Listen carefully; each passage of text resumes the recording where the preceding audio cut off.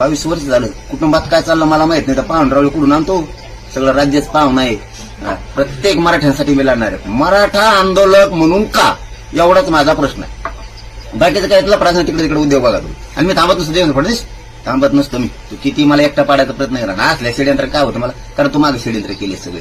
कोणची? आम्हाला कोणीच आमच्या आई बहिणीवरती इतक्या क्रूरपणे हात उचलला नव्हता. रक्ताच्या थारोळ्यात पाडणारा तू पहिला देवेंद्र फडणवीस. रक्ताच्या थारोळ्यात आमची 3-3 वर्षाचे लेकरं सुद्धा पडले, हातपाय मोडले. 80 वर्षाच्या आजीचे आणि आजोबाचे हातपाय मोडून टाकले. पहिला गृहमंत्री तू देवेंद्र फडणवीस. हात मोडून गोळ्या घातल्या, गोळ्या. आमच्या आई बहिणीचे नाक तुटले, इथपर्यंत मारले, डोके फुटले. 20-20, 22-22, 25-25 टाके पडले. तुझ्यासारखा क्रूर कृत्य करणारा आणखी मुख्यमंत्री लागला नाही देवेंद्र फडणवीस. आमच्या काळजात आणखीन 30 साली. आणि मी तुला ऐकत नाही, तू दबत नाही. तुला इतके क्रूर कृत्य केले तू.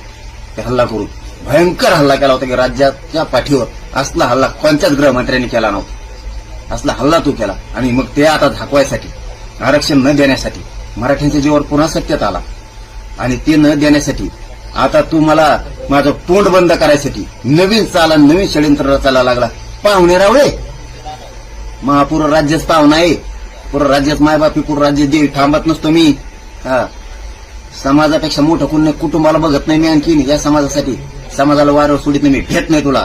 तुला वाटतं असं मी गुतविल्यावर ह्यो गप्प पडण. आता मी गप्प बसत नाही. तुझ्यासारखे वाईट कृत्य मराठा समाजाबद्दल आणि धनगरांबद्दल कुणीच केलेलं नाही. मराठ्यांचा तर तो इतका प्रचंड हल्ला मोठा केला, कोणत्याच जातीवर झाला नव्हता.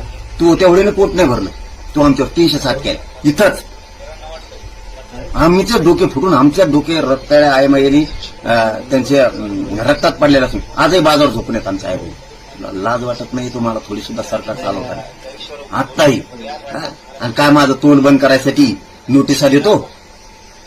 माझं बंद होऊ शकत नाही. मी त्या रक्ताची जाण आहे मला. आणि या राज्यातल्या सगळ्या मराठ्यांना त्या आई बहिणीच्या अंतर्गत रक्त सांडलं ना, त्याची जाण आहे. एक बी असेल मराठा त्या रक्ताची जाण विसरू शकणार नाही, एक सुद्धा.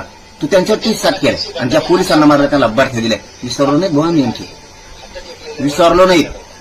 आणखी नाही. आमच्या बारीक बारीक लेकराला त्यावेळेचे ते गोळ्याचे आवाज आले ना, थरथर कापते लेकरं. एवढी दहशत पसरली होती भयंकर.